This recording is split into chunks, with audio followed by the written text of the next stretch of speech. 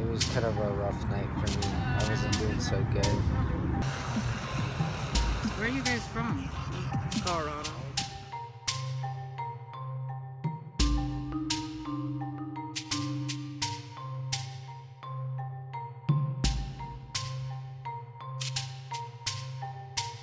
Homeless for a year.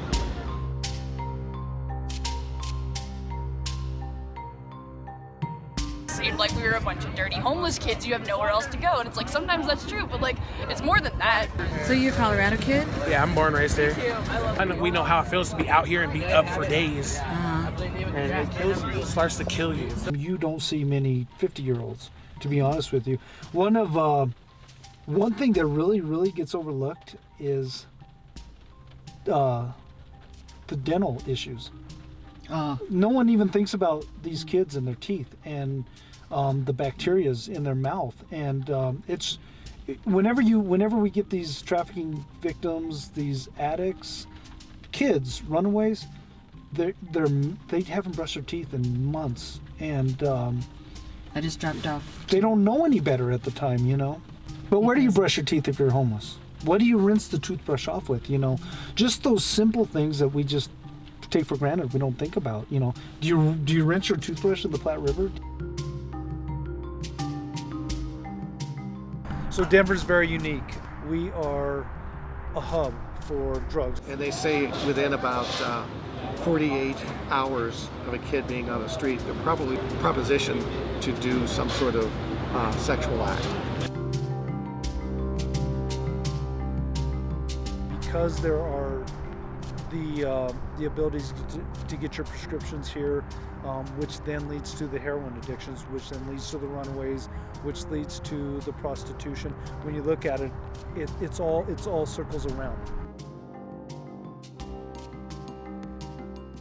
This is Callie's handbag she had on the table when she died. And inside is Callie's student ID, Callie's medical marijuana card, and here's Callie's obituary. But the fact that you're willing to come forward and explain the things that happened to Callie and your efforts and build that understanding. It could be any kid. Could be any kid. Well, Jackie and I met about 5 years ago, and I had been involved with youth services for a number of years, including the Urban Peak Shelter, and we met down at the shelter for homeless youth. And Jackie came up and proceeded to take out a picture of Callie, and it was this beautiful young woman from high school. And I just thought that she was just amazing. Then subsequently I had met Callie and saw the sort of ravages of what she was going through. When we lost Callie, that was a real shot to my heart. And a lesson learned for me personally, that life is very short and precious. Because we as parents have the ability to miss things, to miss warning signs, because we don't want to believe, and then our kids are telling us, no, that's not the case. I'm not addicted. I'm not doing this. I'm not doing that. And we want to believe them. And a lot of times we are misled into believing them, which isn't our fault. It's just the state of our parenting. I lost my daughter to these streets. So it's my life's mission to go out personally onto the streets and try to help a few kids. When I started Callie's Backyard Foundation back in 2009 and realized the whole scope of the sex trafficking, the prostitution, and things like that were going on in the state of Colorado was just devastating to me. I couldn't believe it. So I also realized at that point in time that the need for food, for shelter, for a population that I call my lost society is 18 to 27. 18 and under has its own set of organizations that are clearly helping. The adult shelters that are in place are clearly helping those that are 27 to 65. But this population is very, very underserved. What I also realized was at this point in time during these years, my daughter passed away. I realized the drug addiction, I realized the prescription drugs, and I realized that Colorado needed a lot of help. Our entire country needs a lot of help, but my heart lies right here in the Colorado-based area. Callie's food truck will be the only direct service operated by the foundation. We intend to operate and serve free sandwiches 3 days per week during the hours of 10 a.m. and 2 p.m. Callie's food truck staff will work with outreach teams and service providers for this population. We want to be able to provide resource information to meet the homeless youth's basic needs. We went ahead and purchased our small van so that we could deliver our sandwiches and take the action on the streets of Denver. So nice, thank you. But with the little van, we are only able to have coolers, and we have to make all of our sandwiches at the commissary and then drive to hand them out. What we're looking for in this project and the initiative is to be able to afford a large food truck where we can drive it and we are able to make sandwiches on the spot in the mapped out areas that we have.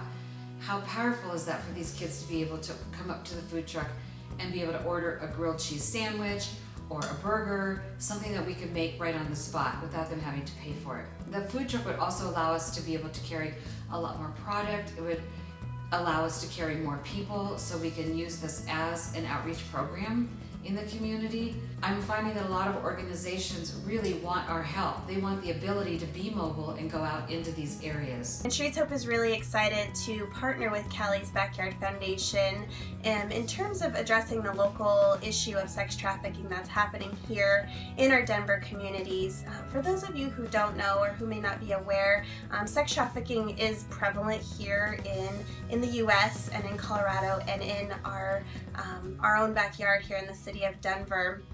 Typically, the average age of entry into the sex trade is 13 years old, which just blows my mind in terms of that being a child and them entering something so dark as the sex industry. Typically in Denver, 1 in 3 homeless youth will be propositioned for sex work within 48 hours of running away from home. We're excited to partner with Callie's Backyard in a few different ways, one of which is we're so happy that they're launching their food truck to go out and serve food to homeless youth here in our Denver area. We know that that meals don't always come as easily as we would hope for some of the folks experiencing homelessness, and so we're excited that they're going out to directly serve these homeless youths that are not getting the services that they need. We're also excited to partner with Callie's Backyard on a quarterly basis. Streets Hope does a street outreach for women that are still trapped in the commercial sex industry, and the food truck will be providing some great meals for the ladies that we're going out to connect with during our quarterly street outreach. So these are just a few ways that we're partnering, and we're so thankful for your support and for your interest in supporting Callie's Backyard Foundation and the issue of sex trafficking here and ways that we can address it. We as police entities really do need people such as you and organizations that really look at the big picture, because our job really as cops is we handle the immediate threat.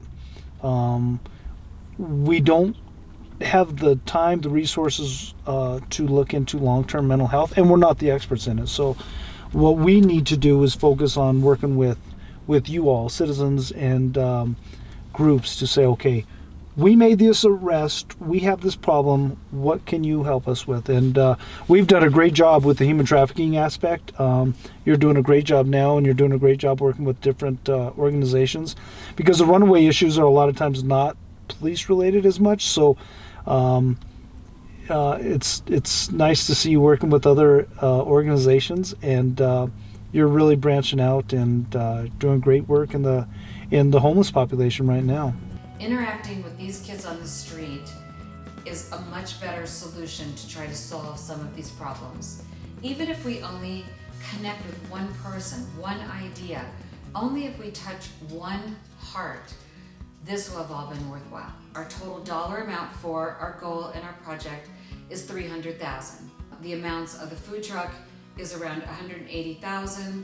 We need one person who will help us coordinate the entire program and be an assistant on this particular project. We've already received so many community volunteers, so we know we're making a calendar for everyone, It's amazing how the community has begun to chip in, and we haven't even had our lunch yet.